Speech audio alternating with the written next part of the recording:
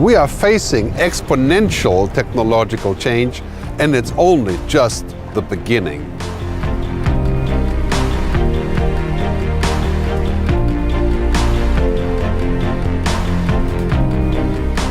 If you're a musician, publisher, or car maker, you know this too well.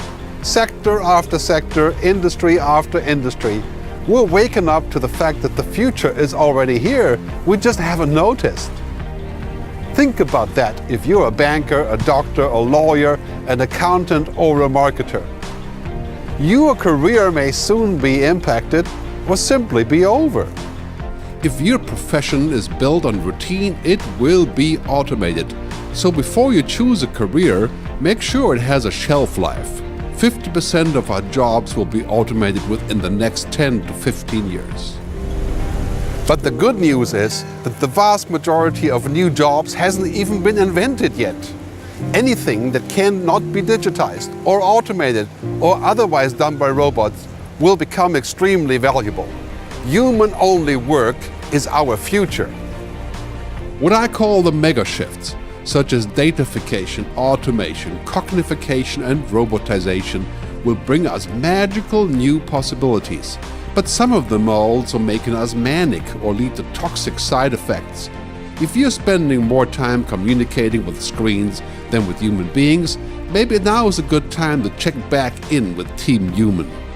Soon that screen you'll love so much will be a bot that will sound and feel very much like a friend, your friend, making it even harder to turn off. Are you already overconnected or digitally obese?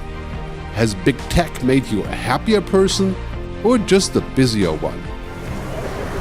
For all the magical algorithms that are changing our lives at every turn, there needs to be a human equivalent, what I call the androrhythms, the things that actually make us human. Compassion, ethics, mystery, design, morals, and values. You know, the most important things in life cannot really be expressed in zeros and ones, and human thinking isn't really computable, or is it? But within a decade or even sooner, we will reach the so-called singularity, the point in time when machines will equal and then surpass humans in brain power. By the time that happens, it may be too late to retain what actually made us human and to protect our humanity. Brain-computer interfaces, nanobots in our bloodstream, microchip implants, and soon human genome editing. Maybe we are the last unaltered generation of humans to inhabit this planet. Will it be possible to remain human as we currently define it? Will we be better off in a machine-led era without any human free will, beliefs, mistakes, or inefficiencies? What would it mean for humanity to cohabit with an intelligence far greater than ours? How could we cope with our newfound irrelevance? Whatever challenges we face now with technology are nothing compared to what's coming down the pipe. Forget about emails and apps. There's a whole tsunami of voice and thought-controlled technologies already leaving Santa Claus's factory. You may have not written to him, but he knows your address. Technology is not good or bad, per se. It just is, until we apply it, of course. Silicon Valley has spent the last decade on building platforms whose endgame is digital addiction and utter dependency.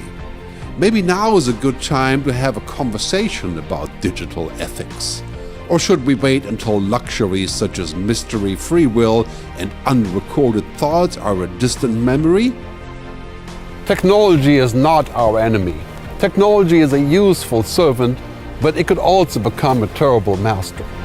Technology is a tool to be employed, not a purpose to employ us. How much of your humanness are you willing to surrender in order to tap into the convenience of those magical machines? The more we robotize our world, the less we govern ourselves. How much would you agree to be optimized, upgraded, and made infinitely more powerful and efficient? Would you rather be wired than fired? Are we destined to just merge with technology, to become one with the machines? The future is no longer just a time to come, it's more like a state of mind. Never in human history has the present been so temporary. Humanity will change more in the next 20 years than the previous 300 years. It is now imperative to remember that technology is not what we seek, but how we seek.